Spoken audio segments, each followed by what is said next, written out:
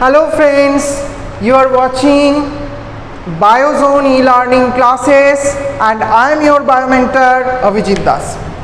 आज हम लोग जो पार्ट स्टार्ट करेंगे क्लास 10 का वो है रिप्रोडक्शन। आप लोगों के बुक में जो चैप्टर का नाम दिया है वो है Why do the organisms reproduce।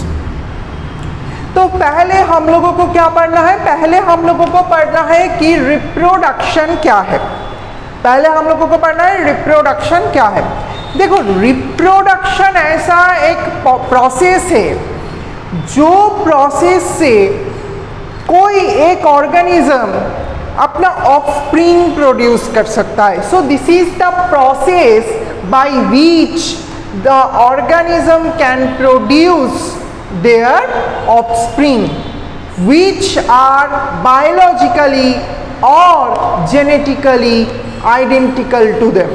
Okay, तो मैं क्या बोला, इसका डेफिनेशन क्या है? इट इज द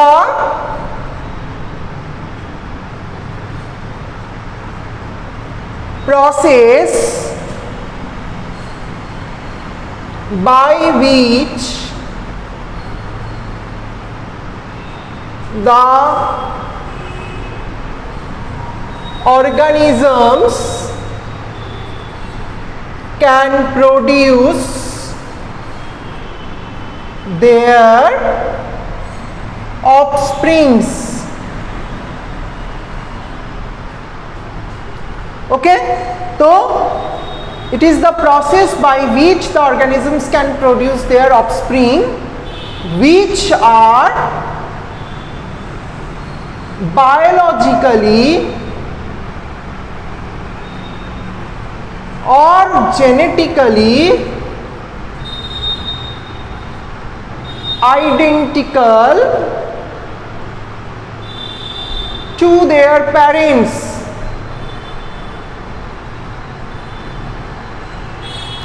देखो, ये ऐसा एक प्रोसेस है जिससे कोई एक ऑर्गेनिज्म अपना एग्जिस्टेंस इस दुनिया में रखता है। That means if there is no reproduction there will be no existence of that kind of species और that kind of group of organisms. Okay, जैसे डायनासोर्स जो है वो डायनासोरस क्या हुआ था? एक्सटिंक्ट हो गया था बिकॉज ये जो वो अडॉप्ट नहीं कर पाया, जो चेंज्ड एनवायरनमेंट है वहाँ वो अडॉप्ट नहीं कर पाया एंड दैट्स व्हाई वो रिप्रोडक्शन नहीं कर पाए। अंडरस्टूड? तो रिप्रोडक्शन होगा तो एग्जिस्टेंस रहेगा, रिप्रोडक्शन नहीं रहेगा तो नेक्स्ट जनरेशन प्रोड्यूस नहीं होगा एंड नेक्स्ट जनरेशन प्रोड्यूस नहीं होगा तो वो कम्युनिटी का, वो पर्टिकुलर स्पीशीज का कोई एग्जिस्टेंस नहीं रहेगा। तो हम लोग क्या देखें? रिप्रोडक्शन ऐसा एक प्रोसेस है जिससे कोई एक ऑर्गेनिज्म अपना ऑफस्प्रिंग प्रोड्यूस करता है। अंडरस्टूड?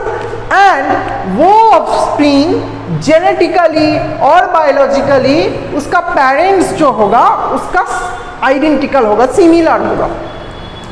अभी जेनेटिकली हर जगह नहीं होता है, कहाँ होता है कहाँ नहीं होता है ये हम लोगों को देखना है। तो देखो, ये जो रिप्रोडक्शन है वो रिप्रोडक्शन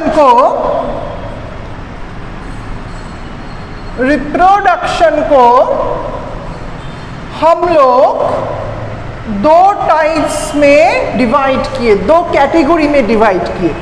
तो एक कैटेगरी को हम लोग बोलते हैं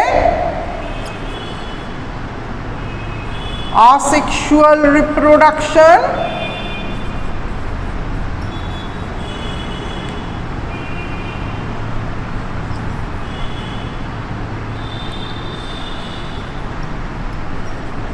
दूसरे कैटेगरी को हम लोग बोलते हैं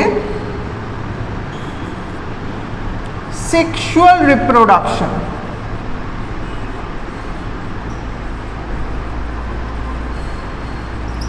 तो आज हम लोग असेक्सुअल का कुछ पार्ट देखेंगे, सेक्सुअल पार्ट बाद में हम लोग वीडियो करेंगे, वहाँ पे देखेंगे। आसेक्सुअल का पूरा पार्ट भी आज नहीं देखेंगे, थोड़ा बहुत देखेंगे, उसके बाद आसेक्सुअल का और एक वीडियो होगा, देन सेक्सुअल का और दो वीडियो होगा। तो रिप्रोडक्शन क्या है ये हम लोग देखें कि रिप्रोडक्शन ऐसा एक प्रोसेस है जिस प्रोसेस से कोई एक ऑर्गेनिज्म अपना ऑफस्प्रिंग पैदा कर रहा है जो बायोलॉजिकली सिमिलर होगा उसका और जेनेटिकली सिमिलर होगा। अंडरस्टूड?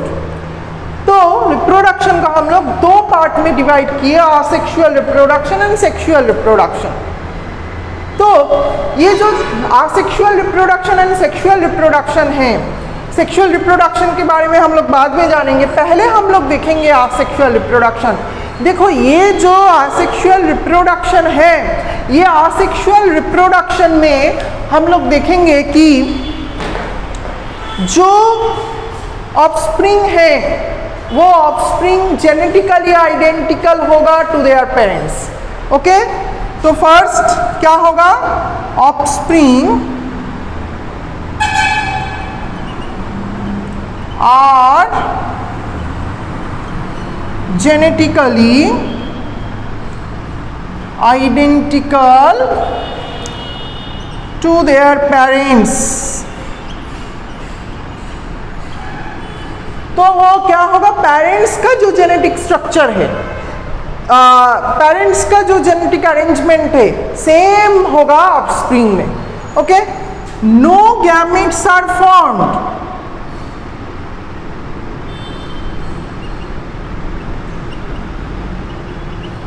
इधर कोई गैमेट प्रोड्यूस नहीं होगा। अभी आप लोग पूछोगे कि गैमेट क्या है? Gamete is the cell, reproductive cell, जो सेल एक्चुअली रिप्रोडक्शन में हेल्प करता है।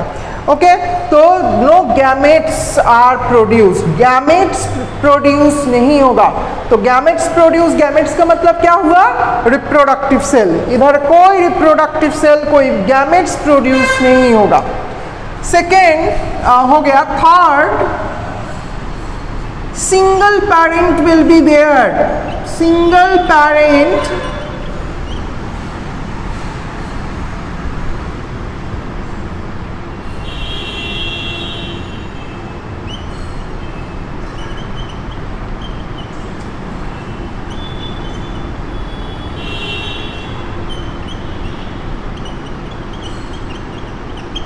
तो इस प्रोसेस में सिंगल पेरेंट इन्वॉल्व रहेगा। In case of sexual reproduction हम लोग देखेंगे कि दो पेरेंट होता है, एक मेल पेरेंट एक फीमेल पेरेंट, बट इधर सिर्फ एक ही पेरेंट रहेगा, that is the single parent. Okay, इधर मेल फीमेल ये कुछ नहीं रहता है। एंड ये जो प्रोसेस है, this process actually is faster than that of the sexual reproduction. Sexual reproduction में पूरा काम होने के लिए जितना टाइम लगता है उससे बहुत कम टाइम लगता है asexual reproduction में। Okay, that means this is faster.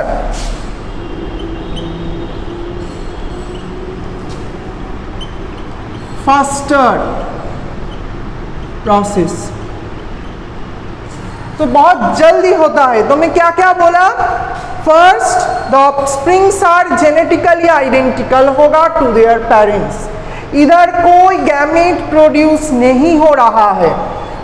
Third, single parent actually are there. Okay, कोई मेल पेरेंट फीमेल पेरेंट नहीं होता है।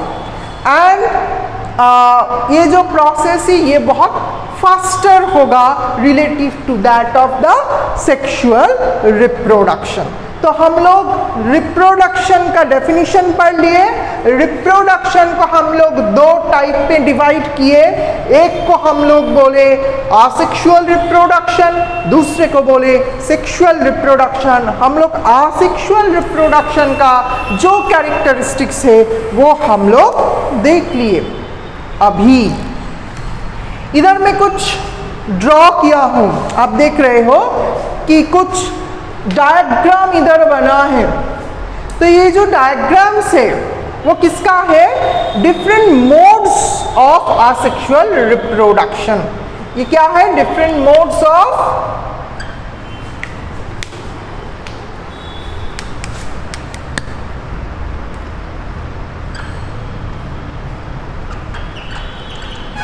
different modes of asexual reproduction.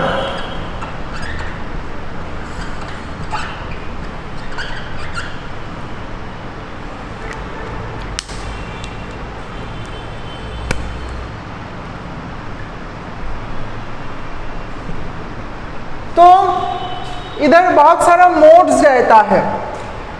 हम लोग 3 मोड्स के बारे में आज डिस्कस करेंगे इस वीडियो में। एंड ये तीनों मोड्स जो है वो 3 मोड्स यूजुअली यूनिसेल्युलर ऑर्गेनिज्म में हम लोग देखेंगे। That means asexual reproduction, there are different modes of asexual reproduction in unicellular organism. In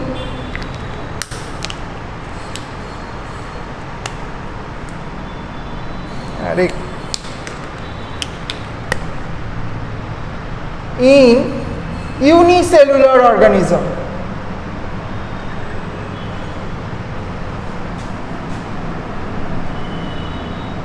okay तो हम लोग जो इधर डिवाइड किए, जो कैटेगराइज किए, उसमें हम लोग आसेक्सुअल रिप्रोडक्शन को 2 अलग अलग स्टेप में देखेंगे। आज जो देख रहे हैं वो है ये जो ऑर्गेनिज्म्स है, तीनों जो हम लोग इधर लिखे हैं, फिशन, मल्टीपल फिशन एंड बर्डिंग, ये 3 जो मोड ऑफ आसेक्सुअल रिप्रोडक्शन है वो स्ट्रिक्टली यूनिसेल्युलर ऑर्गेनिजम्स में ही दिखता है।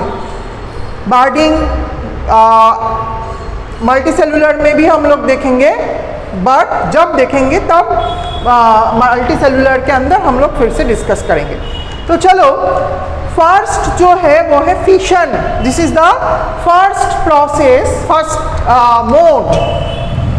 ओके, फिशन ये कहाँ पे हम लोग देखेंगे? Seen in amoeba. कहाँ पे देखेंगे हम लोग? एमीबा पे। आप लोग जानते हो एमीबा एक प्रोटोजोआ है। एमीबा क्या है? प्रोटोजोआ। एंड यूनिसेल्युलर ऑर्गेनिज्म है। तो ये जो एमीबा है, ये आप देख रहे हो, हम लोग कुछ स्टेप्स दिखाए। इधर क्या हो रहा है? इधर पहले जब फेवरेबल कंडीशन रहता है, बहुत अच्छे से सुनो, ये फिशन यूजुअली होता है इन फेवरेबल कंडीशन। इन फेवरेबल कंडीशन।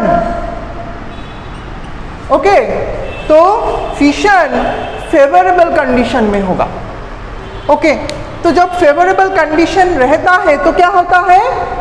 तब ये जो एमीबा है उसका न्यूक्लियस डिवाइड होने लगेगा नीडल से।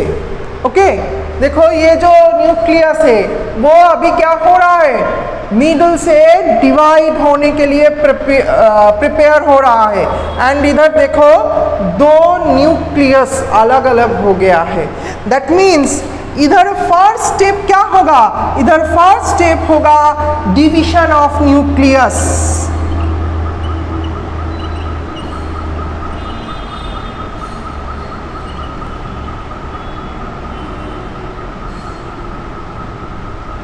ओके, तो पहले क्या होगा? इधर फर्स्ट जो स्टेप है that is the division of nucleus. इधर न्यूक्लियस का डिवीजन हो रहा है फर्स्ट स्टेप में। सेकेंड स्टेप में हम लोग क्या देखें? सेकेंड स्टेप में हम लोग देखेंगे कि ये जो न्यूक्लियस है वो डिवाइड हो जाने के बाद इसका जो साइटोप्लाज्म है सेल का, वो भी 2 अलग अलग हिस्सा में बट जाएगा एंड 2 अलग अलग सेल प्रोड्यूस करेगा। तो था एक सेल, हो गया 2 सेल, है ना? तो इसके बाद क्या होगा? Division of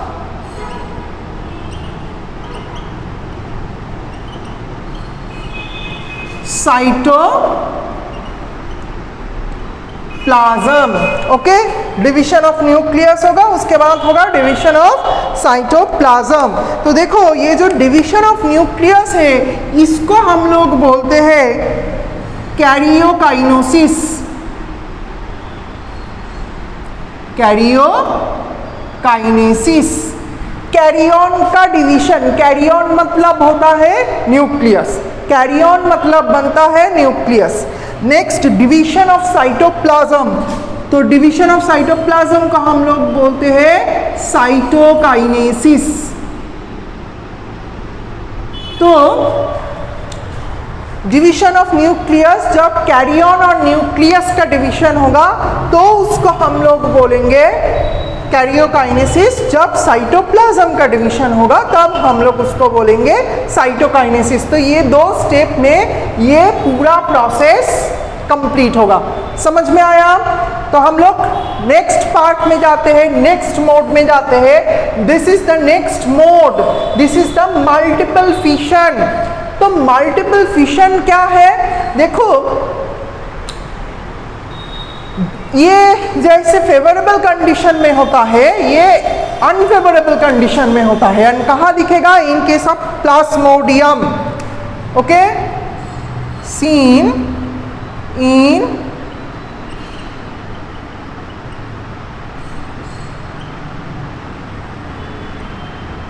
Plasmodium. तो देखो ये जो प्लाज्मोडियम में हम लोग देख सकते हैं, आप लोग जानते हो प्लाज्मोडियम ये भी एक प्रोटोजोआ है and this Plasmodium is the pathogen for malaria. जो मलेरिया होता है उसके लिए जो पैथोजेन है, जो पैथोजेन रिस्पॉन्सिबल है वो पैथोजेन है प्लाज्मोडियम। एंड दिस प्लाज्मोडियम क्या करता है? जब अनफेवरेबल कंडीशन होता है, फेवरेबल नहीं, इधर हम लोग देखें तो फिशन यूजुअली होता है इन फेवरेबल कंडीशन। हम लोग जब मल्टीपल फिशन देखेंगे in case of plasmodium that is occurred in the unfavourable condition. Understood? तो इधर क्या हो रहा है? इधर सोचो कि this is the plasmodium. Okay, इसके अंदर न्यूक्लियस है and this is the cell. तो अनफेवरेबल कंडीशन जब होता है तो ये क्या करता है? पूरा बॉडी को एक शेल से ढक लेता है। ओके, अभी ये जो शेल वो प्रोड्यूस कर रहा है that is very much resistant shell.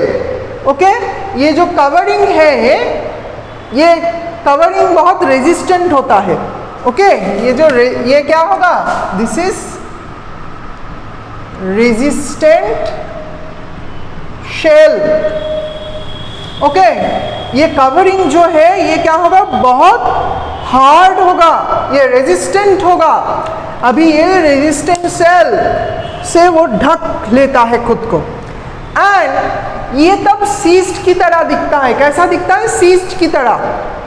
अभी जैसे ही रेजिस्टेंट शेल प्रोड्यूस हो जाएगा तो वो कहलाएगा सिस्ट। क्या कहलाएगा? सिस्ट। It produce cyst.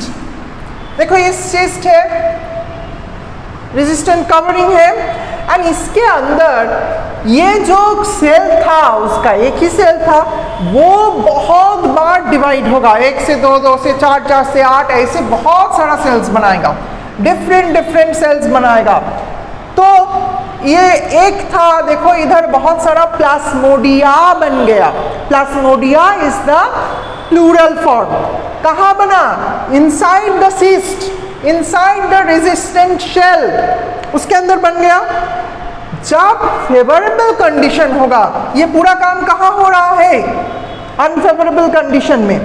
जब कंडीशन फेवरेबल होगा तो ये जो रेजिस्टेंट शेल है वो रैप्चर कर जाएगा, रेजिस्टेंट सेल सीस्ट वो रैप्चर कर जाएगा एंड वहाँ से जो प्लाज्मोडिया प्रोड्यूस हुआ था inside the shell, inside the cyst, जैसे ही सीस्ट रैप्चर होगा तो वो बाहर आ जाएगा एंड वो फिर क्या होगा? जर्मिनेट करेगा। अंडरस्टूड? तो this is the second mode of asexual reproduction. Third mode, ये जो मोड है इसको हम लोग बोल रहे हैं बर्डिंग. क्या बोल रहे हैं? बर्डिंग. ये कहाँ हम लोग देखेंगे? Seen in east. ईस्ट क्या है? एक फंगी है, यूनिसेल्युलर फंगी. तो ये जो ईस्ट है, ईस्ट क्या करता है, कैसे रिप्रोड्यूस करते हैं? वो पहले एक आउट ग्रोथ प्रोड्यूस करेगा. ओके, देखो ये क्या करेगा? Out growth. ये आउट ग्रोथ बोल सकते हैं हम लोग. ओके, वो पहले एक आउट ग्रोथ प्रोड्यूस करेगा एंड उसके बाद उसका जो न्यूक्लियस है वो डिवाइड हो जाएगा. दैट मीन्स उसके बाद कैरियोकाइनेसिस होगा. अभी कैरियोकाइनेसिस और न्यूक्लियस का डिवीजन जब हो जाएगा तो एक न्यूक्लियस से दो बन गया. अभी दो न्यूक्लियस में एक न्यूक्लियस चला जाएगा वो आउटग्रोथ के पास. अंडरस्टूड? पहले क्या हुआ? एक आउटग्रोथ प्रोड्यूस हुआ. देखो इससे जस्ट एक आउटग्रोथ प्रोड्यूस हुआ. उसके साथ साथ क्या हुआ? जो न्यूक्लियस है वो डिवाइड होना स्टार्ट हुआ एंड दो अलग अलग पार्ट, दो अलग अलग न्यूक्लियस प्रोड्यूस हुआ by the process of karyokinesis. हम लोग अभी अभी देखे कि न्यूक्लियस का डिवीजन को हम लोग बोलते हैं कैरियोकाइनेसिस एंड साइटोप्लाज्म का डिवीजन को हम लोग बोलते हैं साइटोकाइनेसिस. तो by the process of karyokinesis क्या होगा? दो अलग अलग न्यूक्लियस प्रोड्यूस होगा. अभी ये जो न्यूक्लियस प्रोड्यूस हुआ दो, उसमें से एक चला जाएगा आउटग्रोथ के पास. चला गया एंड फिर क्या होगा? वो जब आउटग्रोथ मेन जो बॉडी है, पेरेंटल जो बॉडी है उससे अलग हो जाएगा.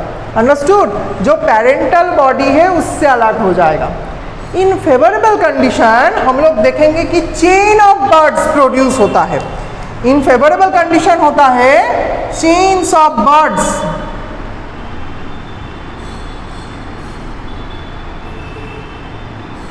ओके, तो इन फेवरेबल कंडीशन ऐसे चेन्स ऑफ बर्ड्स प्रोड्यूस होता है. तो हम लोग क्या क्या देखे? फर्स्ट हम लोग जो मोड देखे दैट इज द फिशन.